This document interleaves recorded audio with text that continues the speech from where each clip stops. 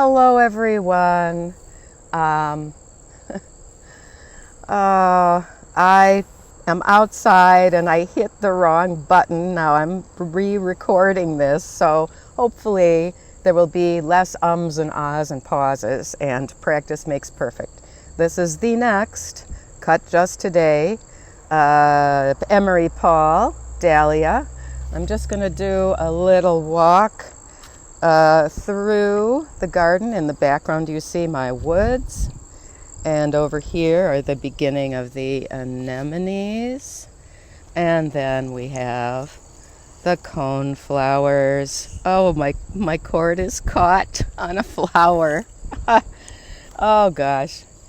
And the bright leaves are the coleus, and these are more anemones, and here's the very much, there we go, the attracting salvia that attracts the hummingbirds. I'm going to go over and give you a little close-up of the very blue salvia. There they are, yes. So anyway, I'm going to just take myself back to the bench. I want to tell everyone I'm so excited about the interview with Tammy Peterson, which she just posted on Tammy Peterson channel today. In a few hours, it got almost 600 views. I hope you will go over to Tammy Peterson channel.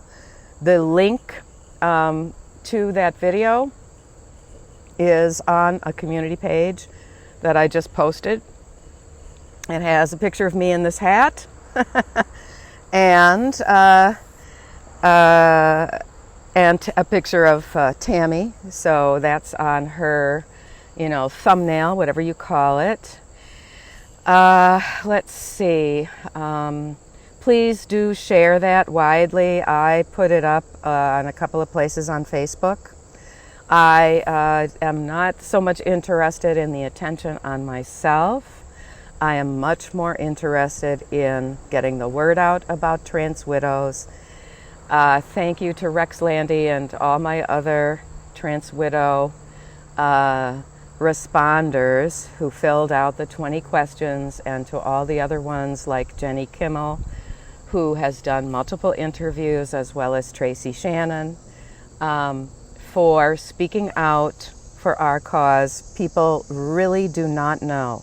They do not know that these suddenly, supposedly effeminate husbands of ours are also assaulting us, and then accusing us of assaulting them. I mean, this needs to be reported and handled. And I was just recently speaking with a mental health professional who once again, this is just yesterday, once again, after I mentioned that I now have connections with more than 50 women who went through this, and there were requests to engage in kink in the bedroom, and he listened to a few little details, and then he said, yes, but I hope that you and your support group are not just talking about that, because they've just gone through so much, these trans women.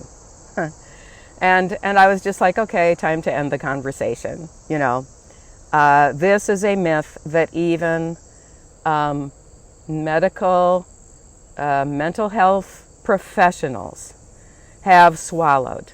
It has been indoctrinated for 30 years, and I know because of Dr. Connie. Anyway, now I'm going to go into this, I guess it's a tweet on X that's making the rounds. A friend of a woman who has taken on a male persona and done all of the surgeries, had her uterus taken out, all this stuff. I'm just going to read this out with correct biological pronouns. This is a woman. We say she. And And this apparently is the same doctor who botched Kelly King, who, as her male persona, Scott Nugent, was in Matt Walsh's film, What is a Woman? And Kelly King has a working volunteer group to go and speak and talk about how her body was damaged by these surgeries. It's a little conflicting sometimes that he won't say that he completely regrets what he did. He supposedly did it for a fiance who's a woman whose religious Christian family wouldn't accept them as two females in a couple.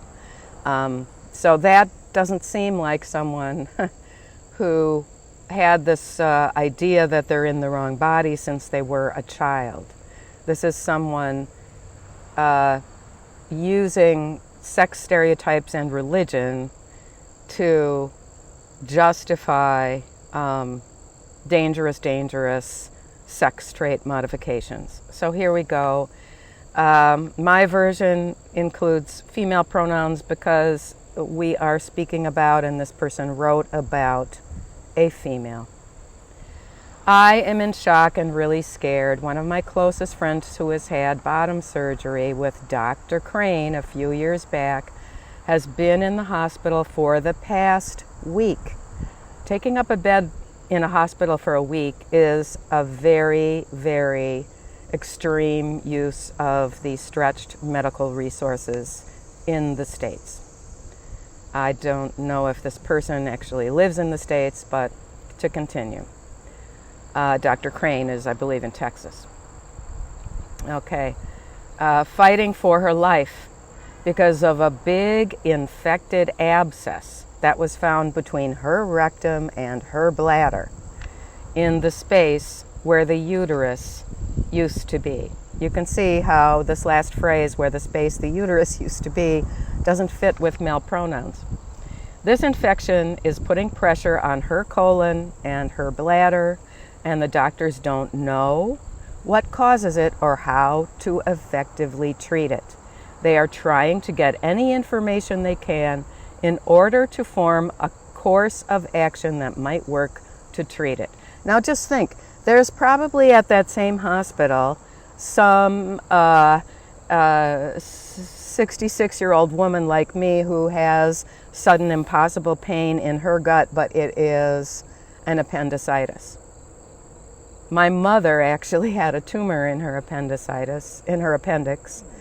and the doctor didn't diagnose it properly. And it was about the size of a golf ball. And finally, she was taking all this pain. She was about my age.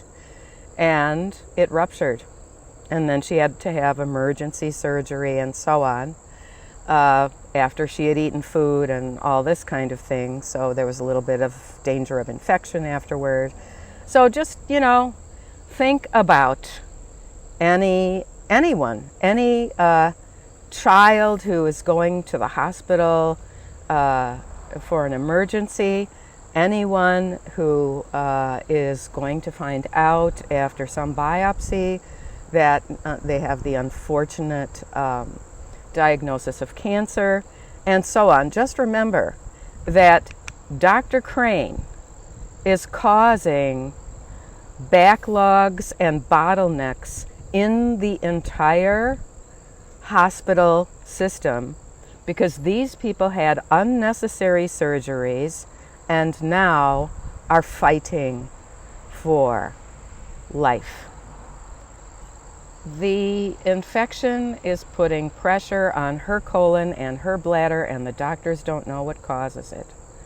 I think I read that part already. So far, my friend had a surgery where they opened her up, cleaned and drained what they could, as well as put in place drains before closing her back up.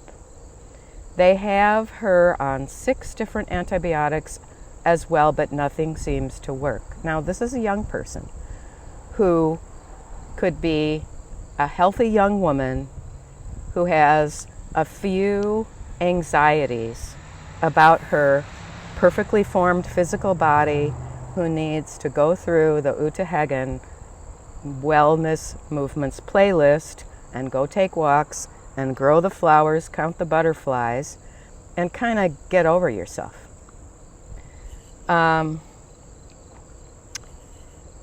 Nothing seems to work. They've tried to consult so-and-so, probably Crane, as well as a couple of other doctors, and no one has a clue what is the cause for this infection and how to help. My question to you all, has anyone here ever heard of such a case? Now here's an answer from, I guess, a woman. Yes, mine happened from, and then she lists the doctor, it's been redacted. Almost died 3 times with all revisions. Ends up being lymph nodes in the groin are infected or something. And she has to create her own antibody fast. Have infectious disease team beginning now. It will most likely be a hard mass deeper than the fluid, all within the scar tissue. Also, FYI, blank, I don't know if it's Crane because it's redacted, has at least 6 malpractice cases due to his negligence. It must be a male doctor, I assume.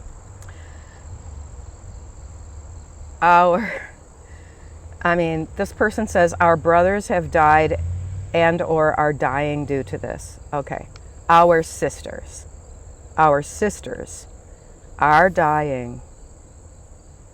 And she ends up, I'm praying, ... I'm grateful to be alive. When will this end? We've got to get someone to report on those malpractice cases. Hopefully, some of the honest press will do it. I'm seeing a hummingbird, but I just don't know if I can get it. Let's see if I can sneak up on it before it leaves. Oh, no. It was there on the salvia for, I don't know, 20 seconds, but I will try again. I will keep on trying. I will bring you the hummingbirds